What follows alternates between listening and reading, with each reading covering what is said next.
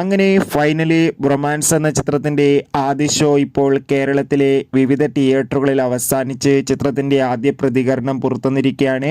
ആ ഒരു അപ്ഡേഷനാണ് ഇന്നൊരു വീഡിയോ ഭാഗത്ത് നൽകിയിരിക്കുന്നത്.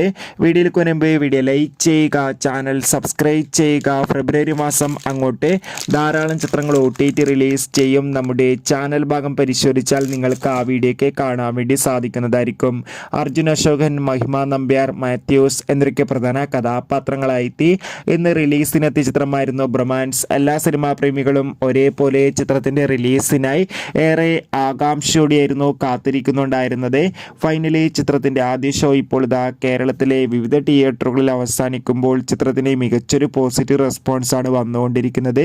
ചിത്രം കാണുന്ന സിനിമാ പ്രേമികൾ എല്ലാവരും ഒന്നടങ്കം പറയുകയാണ്, ബ്രൊമാൻസ് എന്ന ചിത്രം മികച്ചൊരു കോമഡി കളർഫുൾ എൻ്റർടൈൻമെൻ്റ് ആണെന്നും ചിത്രത്തിൽ നമുക്ക് മഹിമ നമ്പ്യാരുടെയും ഒപ്പം അർജുൻ അശോകൻ്റെയും മികച്ച അഭിനയം, മികച്ച കോമഡി രംഗങ്ങളൊക്കെ കാണാൻ വേണ്ടി സാധിക്കുന്നുണ്ടെന്നും ചിത്രത്തിൽ ഒരുപാട് സർപ്രൈസും